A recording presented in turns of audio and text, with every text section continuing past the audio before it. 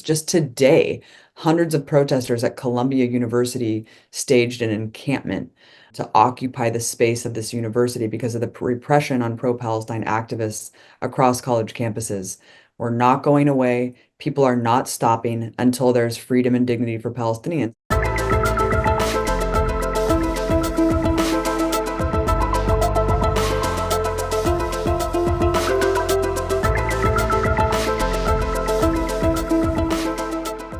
Welcome to Overlap, brought to you by Wave Media. Today, I'm very happy to be joined by Abby Martin, renowned American journalist, activist, and filmmaker, known for her independent media work. And she's a director for Gaza Fights for Freedom and Empire Files. Welcome, Abby. Thank you so much for having me. So just now, I was watching your interview with Piers Morgan. Notice he's pushing very hard for your response to have an opinion on the Israel and Palestine conflict right now. Because your answer was there's no equal side, but obviously got no time to elaborate on that. Would you please elaborate on your whole opinion on this Israel and Palestine conflict right now? Absolutely. Yeah, it's a really good question because the entire Western media, as well as the entire Western world, essentially, is defining this conflict as a quote unquote war between Israel and Hamas, which could not be further from the truth. You cannot have a war against a people that you yourself are occupying militarily. And that's precisely what we see happening. So Israel is the occupying, colonizing force that is subjugating 5 million Palestinians under the boot of its authorities. You have 3 million people in the West Bank that are denied basic human rights, living under a fascist military dictatorship. And in Gaza, there's 2 million Palestinians living under a medieval siege that is occupied completely militarily by the outside. Israeli authorities control every aspect of Palestinian life, no matter what area they are living in. You cannot have a war against an armed resistance group that does not have the same military capabilities. Israel is one of the most powerful militaries on the planet. It's armed to the teeth with US weaponry. And, it has an air force, it has an armada of land vehicles. Hamas does not have any of that. Hamas has rudimentary weapons that it uses against this heavily fortified military force. So there is no equality when it comes to this so-called war. It is essentially just confining millions of Palestinians in an open-air prison and relentlessly bombing them, as well as having starvation take root because Israel allows what goes in and out of the Gaza Strip. So they're purposefully and intentionally starving millions of Palestinians, denying them the mobility to actually leave the Strip, and then indiscriminately bombing them. So a lot of genocidal acts on top of each other, and Israel absolutely needs to be stopped. So in one sentence, how can you defend yourself on occupied land, right? Well, on that, according to UNGA Resolution 3070 of 1973, I quote, reaffirms the legitimacy of people's struggle for liberation from colonial and foreign domination and alien subjugation by all available means, including armed struggle, end of quote. So if that is legit and resolution, this armed struggle in the context is obviously distinguished from acts of terrorism, right? Because a lot of my Western friends, they support Israel. They believe securitization is the best way to legitimize what Israel is doing in Palestine because they believe Hamas symbolizes terrorism and whatever method used on terrorism can be justified. Yeah, I mean, unfortunately, there's a lot of misconceptions about what is going on. I think a lot of people don't realize that for decades, Palestinians have tried to mobilize peaceful, nonviolent resistance. And I think that we can look at the period of 2017, 2018 of the Great March of Return, where thousands of Palestinians within Gaza went to peacefully protest with nothing except Palestinian flags that were raised at this fortified border fence, where Israeli soldiers have authorized themselves to shoot to kill if people stray too close to the fence. What happened over several months was that Israeli snipers were perched up on top of sand dunes and they just picked off Palestinians over and over again as if it was target practice. They shot dead with sniper rifles children, medics, Journalists marked press very clearly, disabled people in wheelchairs. All of these people posed no threat to Israeli soldiers whatsoever, but they were simply massacred just the same, very methodically so. I mean, we're talking about picking people off one by one as if it's a turkey shoot. So, basically, what the West and what people who defend Israel in this case want is Palestinians to die peacefully and quietly. So, we can look at October 7th through a historical lens and realize that inevitably violence will erupt in unfortunate ways if people are denied basic human rights. So, I do not condemn the armed resistance that's actually fighting against genocidal onslaught right now and keeping Palestinians alive. I can understand historically why things happen and why October 7th happened. And that's because Palestinians have tried every avenue possible to peacefully resist and to peacefully declare that they need human rights. And they've been ignored on the international stage for decades. And we see great endeavor trying to prevent the great public all over the world from knowing what's actually happening. We live in a world right now that whomever trying to describe objectively what's happening in Gaza, being labeled in all kinds of Nazi figures like Wehrmacht, like Gestapo, depending on how their description could critically damage Zionism or their implementation for further war crime. So if I quote ICJ Irish lawyer Benny Ni Hawley said, its people, means Gaza people, are witnessing daily threats to their very existence while the world watches on. To me, it seems like the world does not want to just watch on, but those reporting, those helping people to know what's actually happened, reporters, cooks, medical suppliers, doctors, MSF, WCK, and UNRWA, they sacrificed most workers in recent years. Even they are killing reporters. We don't see news agencies most strongly condemning IDF, but instead they're trying to promote still anti-human atrocities as anti-terrorism or spread of democracy. I think it's extraordinary to me, but frankly, I use extraordinary just because it's beyond my English vocabulary limit. But as a content creator, I believe a lot of your content got banned from YouTube or other content platform. So where do you see the way out? The voice can be heard by the great public. Yeah, I mean, Israel has relied for decades on weaponizing the notion of anti-Semitism and conflating criticism of Israel with the notion that you're anti-Semitic if you dare to criticize the only Jewish state. It's really unfortunate that this has been a strategy that has worked for so long because it's put a lot of pro-Palestinian advocates on the defense because naturally we care about anti-Semitism, we care about the plight of Jewish people, and we care about racism and bigotry. And so for decades, we've had to explain why anti-Semitism is not criticism of Israel.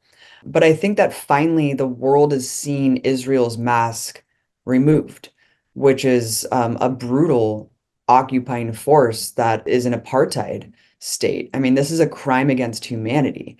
It is actively committing genocide against the Palestinian people. So I don't think that that label and accusation sticks any longer. But unfortunately, Israel's acting in such a brazen manner because they're shrouded with impunity from the United States empire.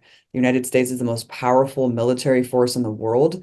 Israel knows that the United States is in their corner, and so they've acted with extreme belligerence, killing over 100 journalists and media professionals, many in targeted assassinations, decimating the entire medical infrastructure in Gaza, killing doctors alongside their entire families, many in targeted assassinations, aid workers.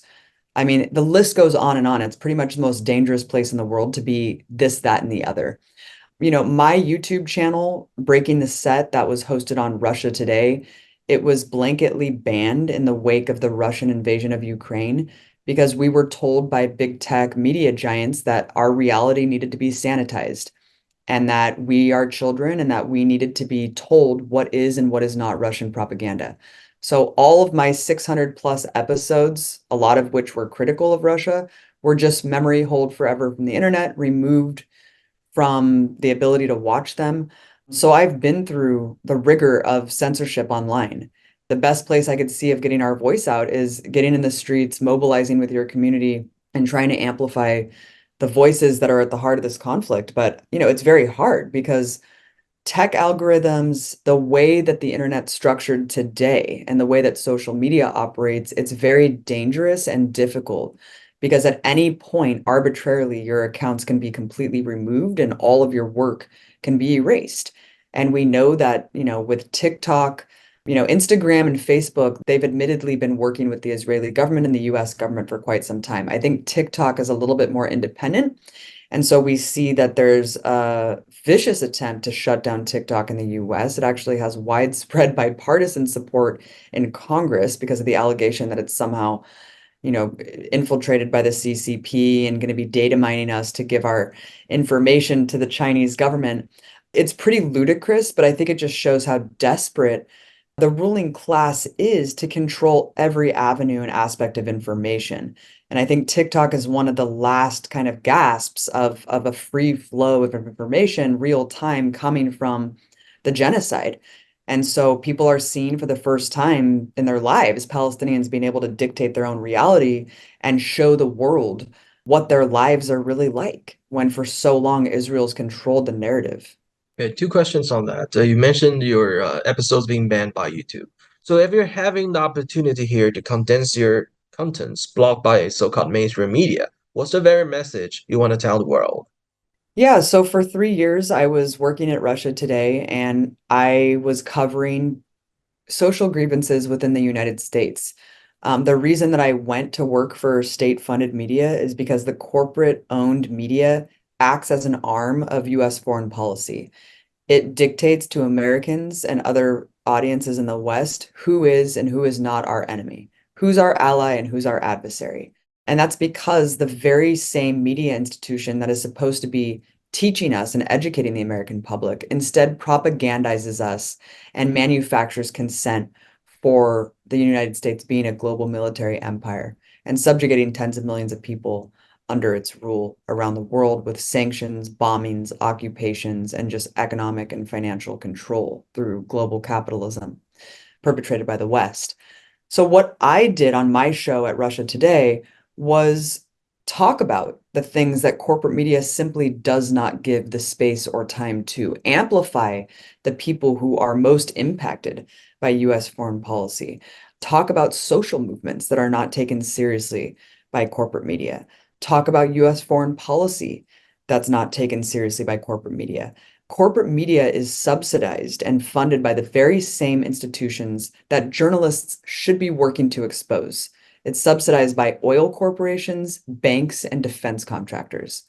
And it's really unfortunate because there is no money for investigative journalism in the US. So someone like me, who's a harsh critic of US foreign policy, a staunch anti-imperialist advocate journalist, there's really limited options for me to go into the media and tell these simple truths about my country. So I went to Russia Today and I was simply talking about, things like Occupy Wall Street, other candidates in our two-party system, third-party candidates, talking about socialism, talking about all of these things that, RT was exploiting because of the journalistic failures of Western media and corporate media.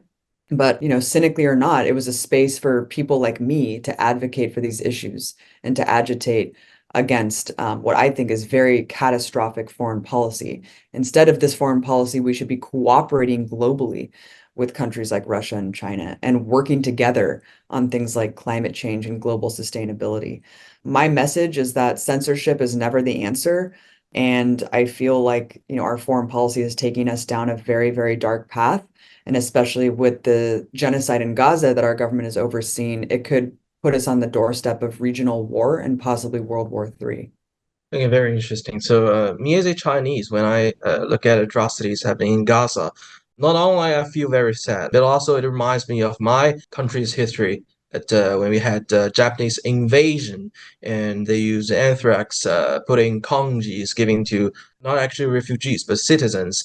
They lie to them. This is Japanese military kindness, and they have this anthrax kanji. They get sick, and they write those death roll into research paper. Finally, got offer from American university being professors and stuff. So I made those videos on YouTube, still got banned, they got censored, they got demonetized. So I feel kind of like overlap with what's happening right now in Gaza because when we have history classes, my teacher would tell me that nobody's caring about this in the world. And when we talk about Gaza, now a lot of people get bored. It really horrifies me because I thought every daily 200 citizens got killed in Gaza and people still looking at New York Times front page, the how to cook perfect Italian food recipes and red tapes, professors talking about abstract concepts in international law that has nothing to do with stopping atrocity, ceasefire right now. I feel horrified. What's the actual way out? And talking about U.S. policy, U.S. Diplomatic policy, I have number prepared here. Since 1945, a total of 36 Security Council draft resolutions related to Israel-Palestine have been vetoed by one of the P5. Out of these, 34 were vetoed by the US. So that's very blatant shielding of Israel and blocking any chance for Palestine statehood. As we both know right now, today, I believe, or the day after tomorrow, we're going to have a vote in Security Council for Palestine statehood. Everybody think US going to veto again. So if the US policy is shielding Israel and they're sharing portion of white supremacy and American exceptionalism with Israel, is there any chance we can cease fire, save citizens, children in Gaza without fighting with American exceptionalism or American hegemony? I mean, I share your frustration and horror, honestly, every day. We're talking about 6 months into this, and I have friends there, and one of my friends, his wife is pregnant, and they all have little kids, and everyone's lost something. Everyone has experienced the horror on the ground, and they're never going to be the same. 19,000 little kids that are orphaned now, they have no surviving friends or family to take after them. 10 to 15 little kids are getting their legs or hands amputated every single day because the bombs just keep dropping and the illness just keeps spreading that's preventable. I never thought that I would be living in a world in 2024 that the world could collectively watch this unfold live streamed to us and that no action would be taken.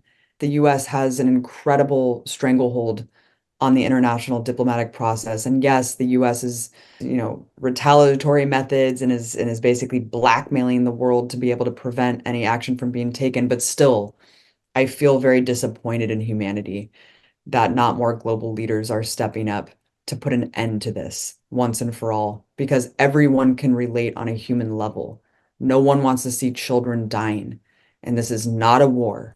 This is a war on children, and this is a manufactured starvation and genocide happening in our names. And it's absolutely a disgrace. It's a disgrace and a stain on humanity. I mean, I think that even though the US has vetoed almost every single resolution because of its veto power at the UN Security Council for so long to shield Israel from accountability, I do think things are changing. I think that there's an international mobilization that's putting Palestine at the forefront. And it's a beautiful thing because it's solidarity. Because this isn't something that impacts Americans directly, but you still see millions of Americans taking direct action out in the streets day in and day out, 6 months in. Civil disobedience. Just today, hundreds of protesters at Columbia University staged an encampment to occupy the space of this university because of the repression on pro-Palestine activists across college campuses.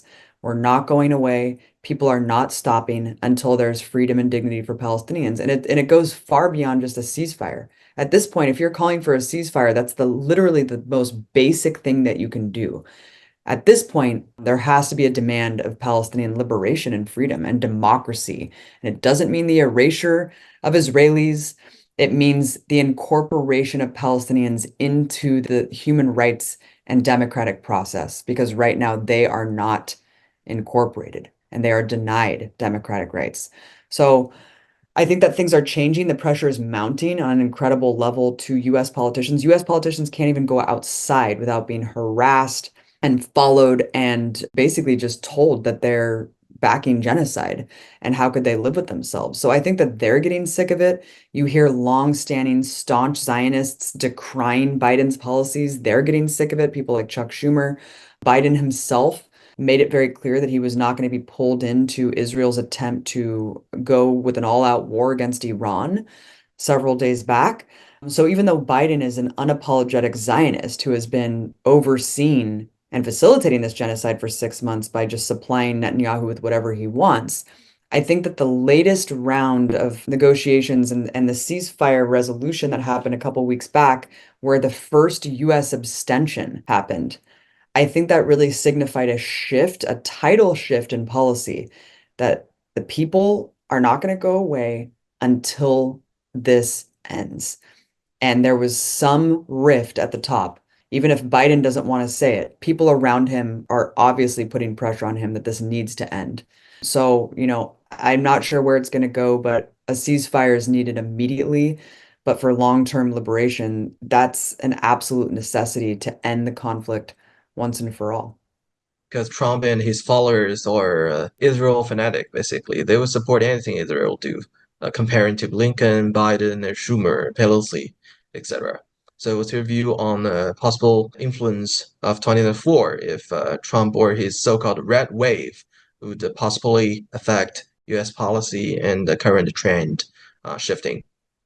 I mean, unfortunately, in the United States, we have two parties that are feasible parties that we're told that we can buy into. One party puts forward the veneer of progressivism, but they essentially just adopt right-wing policies.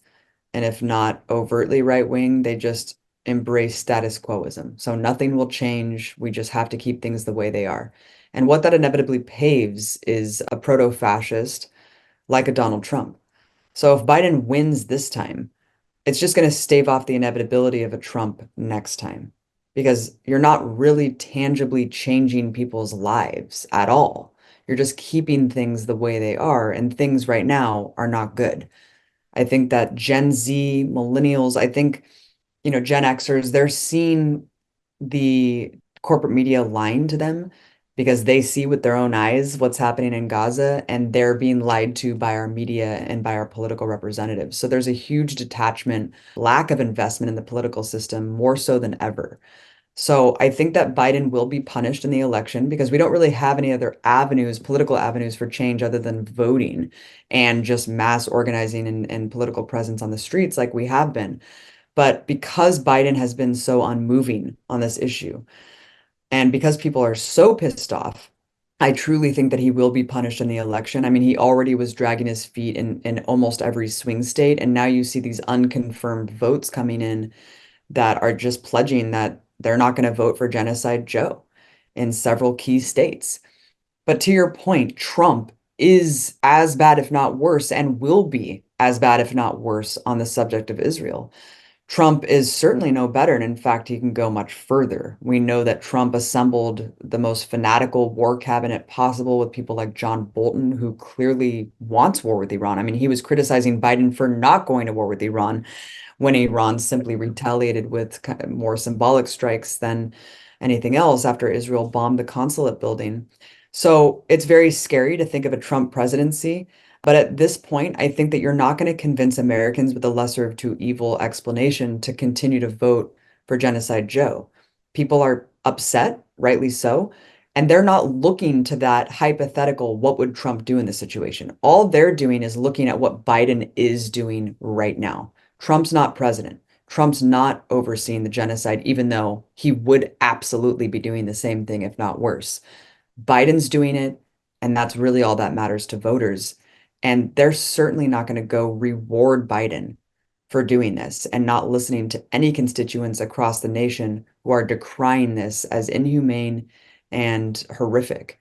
And we clearly do not want this happening in our names, but Biden has clearly shown that he does not care. And in fact, he's willing to risk reelection entirely to continue with this insane policy. So, in your opinion, what could be the solution for the current Israeli and Palestine conflict? I can't speak for what the Palestinian people want. I know that there's a certain portion of Palestinians who would accept a two-state solution among 1967 borders. It's considered a formula of national consensus that's according to Hamas's revised charter. That is for the Palestinians to decide. As someone who has been through the West Bank and seen the atomization of the different areas there and the control of the Israeli military, as well as the influx of illegal settlers that have taken root in the West Bank, it seems particularly impossible to establish a Palestinian state among the West Bank lines unless you were to evict all the settlers that live there, which I'm pretty sure is not going to happen. Unfortunately, we're looking at the Gaza Strip, which has been completely obliterated, intentionally so, simply because there's been an intentional display of not allowing Palestinian civil society to thrive after this genocidal onslaught is over. So the complete destruction of any medical infrastructure, all universities, mosques, any places of worship, civilian homes. I mean, you can't rebuild the Gaza Strip, right? You just can't. It's over. It's done. And so the world has allowed Israel to commit a crime at the same magnitude, if not worse, than the initial Nakba, the initial ethnic cleansing that created the foundation of Israel. So, in terms of the second Palestinian state, I mean, first of all, it would be hard to incorporate Gaza because it's just randomly over here. But at this point, you would have to just open up the borders and not have this exclusive Jewish state and be able to incorporate all peoples that live there and open democracy for them all. So one state, one vote, equal rights for all, I feel like is the way for the future and the only way to end the violence once and for all. Well, it's very fruitful discussion with you, Abby. Thank you for your time, and justice prevail. Thank you so much for your time. Thanks for what you do.